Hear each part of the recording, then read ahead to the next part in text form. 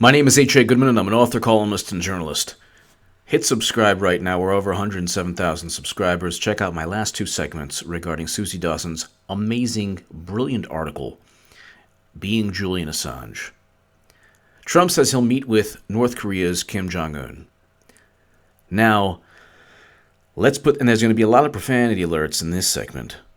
I didn't want to sully the work of a brilliant journalist by lacing the whole thing with profanity in my last segments. But now, because Kim Jong-un and Donald Trump are going to meet, which completely and utterly obliterates and destroys and shoves a mountain full of bandini all over the propaganda that says he was a danger to the planet. Oh my God. I'm going to get also into the slave auctions in Libya that Hillary Clinton and President Obama helped create with their intervention, their neoconservative, wonderful neoconservative, non-globe threatening, non-world threatening neoconservative intervention in foreign policy. I'll get to that in a second, or in a couple of minutes, but I'll just read you really quickly. It's just unbelievable. They can't spin it now. They can no longer spin and say that he's a danger to the planet. So I voted for Jill Stein and Bernie Sanders, primarily because I want all of our soldiers to be home for Christmas, for the holidays, with their kids, with their wives, with their husbands, with their families. I want our soldiers to come back home from these never-ending counterinsurgency wars. Now, hardcore Democrats, when they hear that, they're like, oh, whatever. Sensible gun reform is where it's at.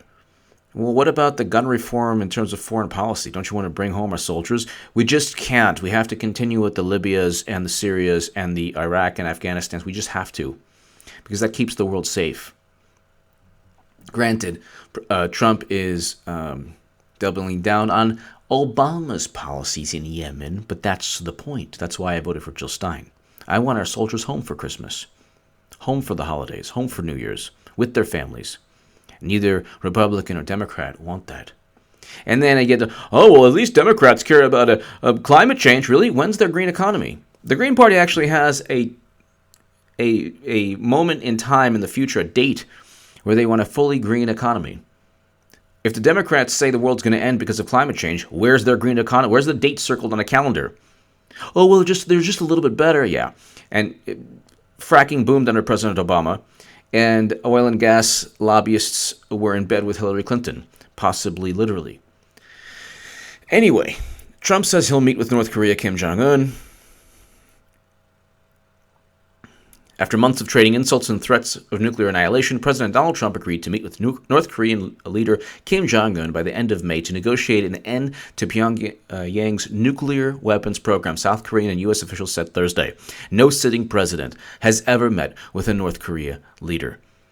Do you realize, Democratic Party, that cheated Bernie Sanders and still lost, and then blamed Russia, but everybody's laughing at you, nobody cares. Even the BuzzFeed's like, please, D.N.C. D.N.C's, go F yourself. We're not going to give you any evidence on the D.N.C. hack. There was no hack. So BuzzFeed is suing the D.N.C. That's how much evidence they have about Russia hacking the D.N.C. and they're suing the D.N.C. because the intelligence community won't help BuzzFeed, and BuzzFeed is being sued for defamation by 5 different people because it published the Steele dossier that has zero evidence corroborating it. So it's politely asked the D.N.C. to help them back up what they published without any evidence regarding Trump getting peed on by a prostitute and Russian collusion and the Steele dossier, and the D.N.C. said, F yourself, we're not helping you. And so BuzzFeed started crying and said, well, we'll sue you for the information. So that's how the Russian investigation is going there. Mueller is indicting internet trolls. It's a complete travesty. Now you have the first president ever to meet with a North Korean leader. No sitting American president has ever met with a North Korea leader. This meeting would be unprecedented during 7 decades of animosity between U.S. and North Korea. So maybe his tweets worked. Maybe his foreign policy worked. Maybe the fact that his relationship with China facilitated this. Trump would have has a better relationship with China than Clinton would have. who said that she was going to ring China with missile defense in the WikiLeaks emails. So, I mean, that's when you speech transcript. She talks. She wouldn't disclose her speech transcripts. That's how utterly corrupt and just paranoid Clinton was. She wouldn't disclose her speech transcripts to bankers, which was okay for Democrats. And we found out from WikiLeaks, which is why you have to please watch my last 2 segments. I'll put them below. Why it's so important that we have a publisher like WikiLeaks and Julian Assange. Because the Washington Post doesn't care. If you look, they're still focused on Stormy Daniels. They're focused on Stormy Daniels. Trump is going to meet with a North Korean leader for the first time ever. And they're talking about Stormy Daniels. And CNN's spinning it. And it's just unbelievable. So let's just go ahead really quickly. Hold on. Sorry. All right, let's go ahead really quickly. And I have to continue reading. Okay, great progress being made, Trump tweeted after the South Korean National Security Director announced the plans to reporters in a hastily called appearance. Okay. And it's like saying, it's like in a hastily called appearance on a White House driveway. So they have to spin it, sully the news in some manner. Then if you type in Trump, and then you get, these are very high, very scary stakes in the Trump-Kim face-off. CNN. What face-off? They're meeting. Oh, Chris Cillizza. Bless his heart. It's Chris Cillizza again, everybody. These are very high, very scary stakes in the Trump-Kim face-off. What? It's an unprecedented meeting.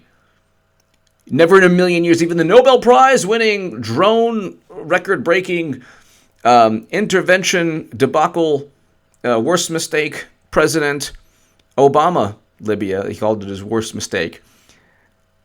Even the Nobel Prize-winning President Obama didn't meet Kim Jong-un. So how do you spin this? How do you spin this? And there's no way in the world Clinton would have met Kim Jong-un. No way in the world. They already hacked her server. So they know everything there is to know about Clinton. Talk about a made-for-TV moment.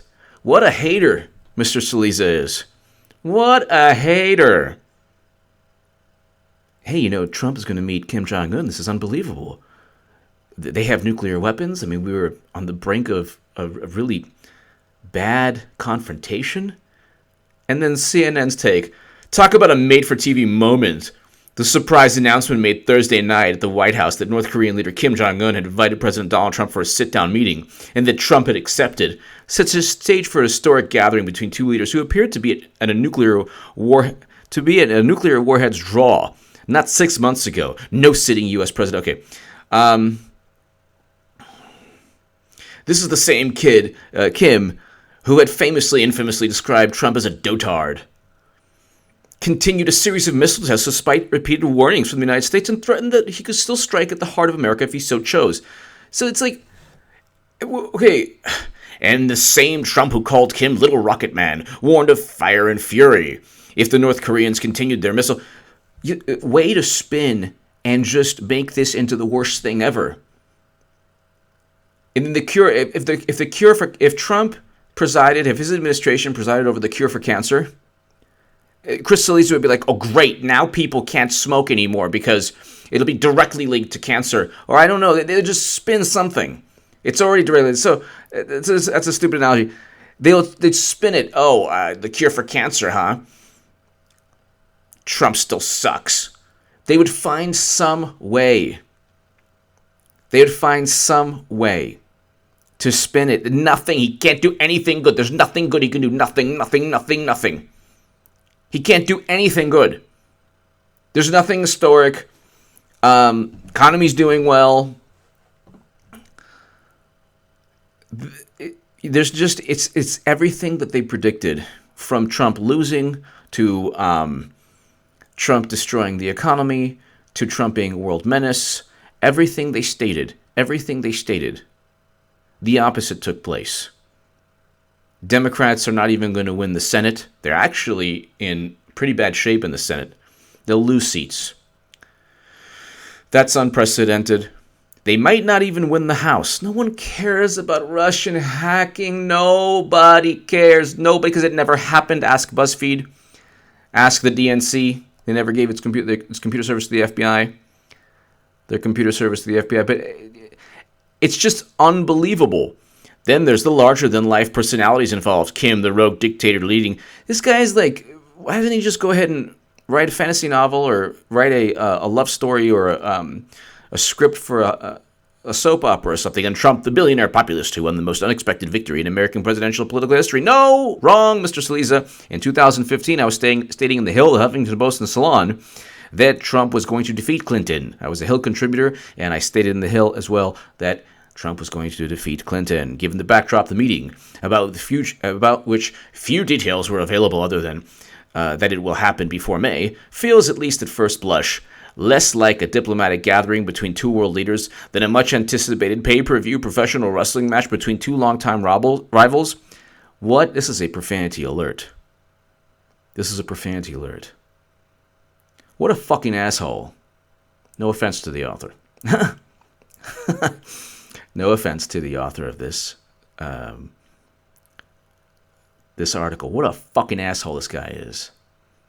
What a fucking asshole. Two nuclear powers. North Korea is a nuclear power. Obviously, they don't have many nuclear weapons, but you have one nuclear weapon or 20 or 50, you still consider it a nuclear power. Obviously, economically, it's in a horrible condition. But it threatens South Korea's existence every day. Has threatened the United States. Is seen to be North Korea as this rogue nation, a loose cannon, that for years we didn't know what to do. Bush couldn't do anything. Obama couldn't do anything. And it was when there was this showdown and Twitter war and warships going there. CNN just hyped it up to, oh my God, this is the end of the world. Trump, the Democrats should never have lost and cheated. Or cheated and lost. And now, profanity alert. This is the way the assholes, it's basically an extension. CNN's turned into an extension of the D.N.C. So it's like they're not even pretending anymore. Less like a diplomatic gathering between two world leaders than a much-anticipated pay-per-view professional wrestling match between two longtime rivals. If Clinton did this, they would be just holding on to her pantsuit and kissing the posterior of the pantsuit.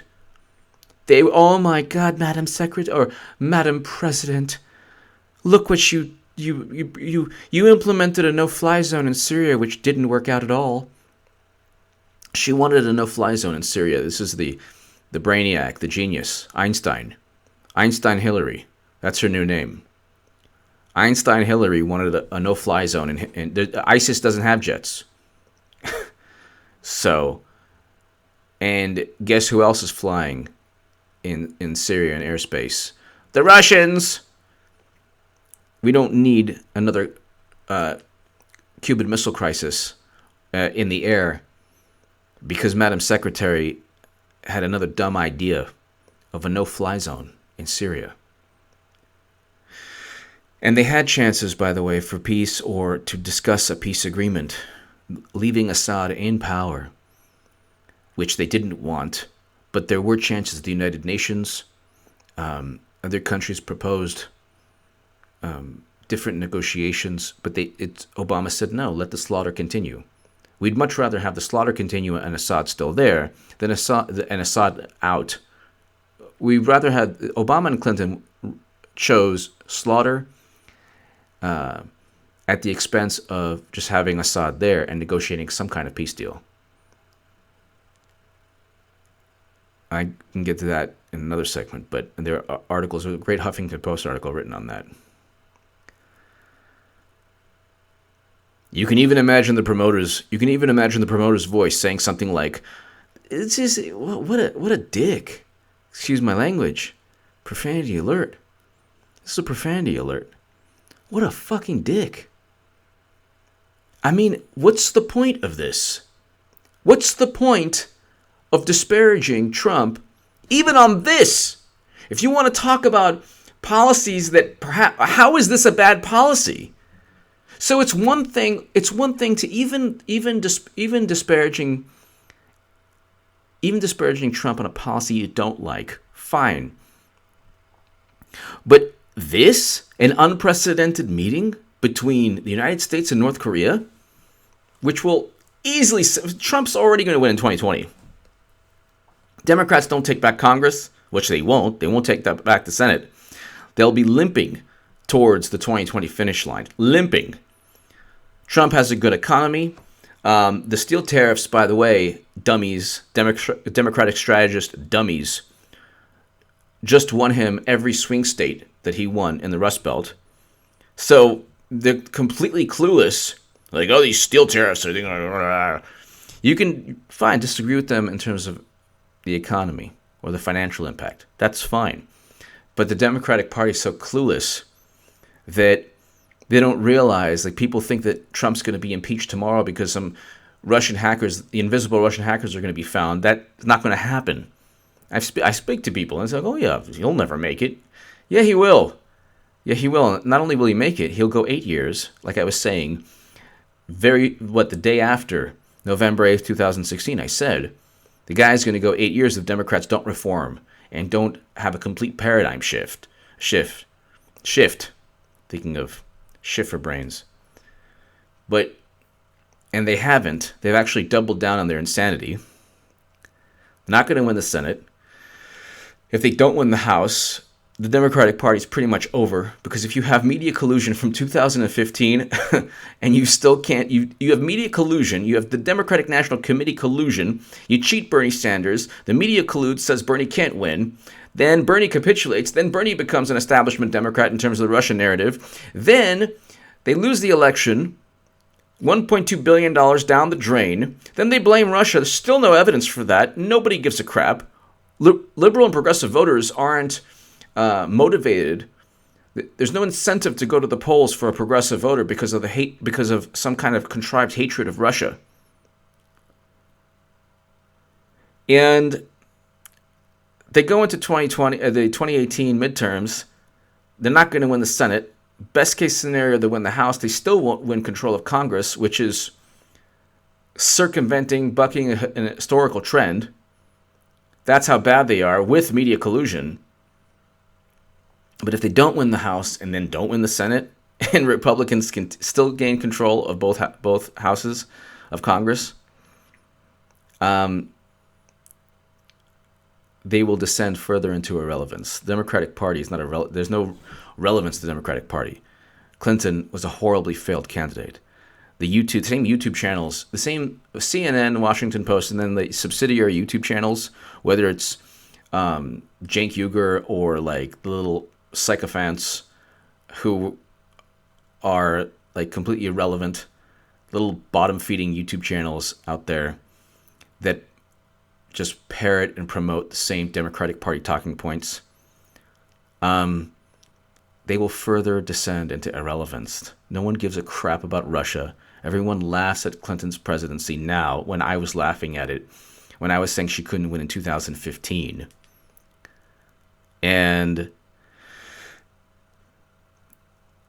this meeting with Kim Jong-un is going to be historic. And it's something that we should at least give, everybody should, even if you hate Trump, you should praise him for this meeting. It is a good thing. It doesn't matter if you hate Trump or you love Trump. It is a good thing. It would have been good if Obama did this. It would have been good if Clinton did this. If Clinton was president, she actually met with Kim Jong-un, which would never have taken place in a million years, because Henry Kissinger and all her advisors would never have,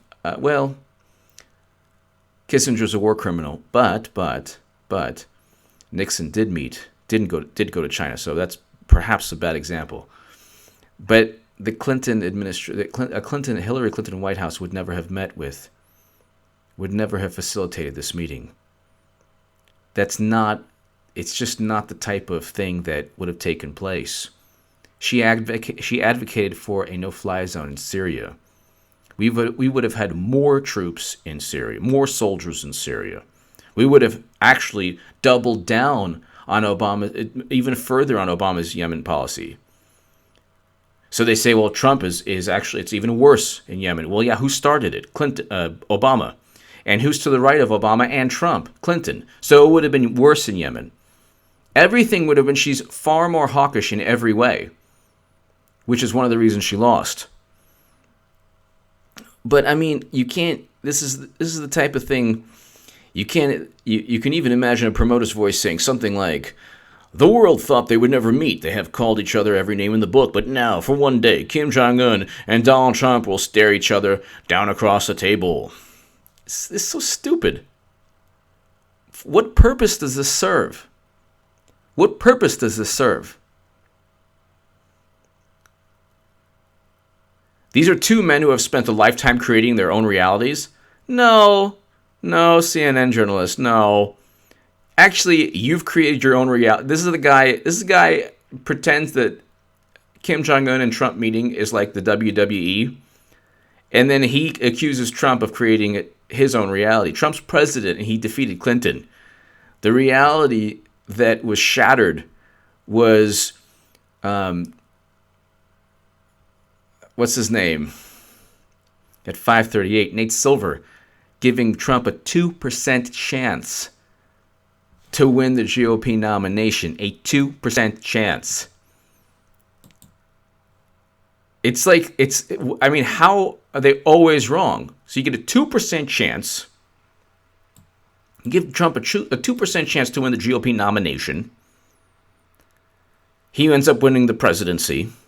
Say that he's a threat to the planet, and then once he was president, he actually meets with Kim Jong-un. So if it happens, it'll be the biggest FU to the system.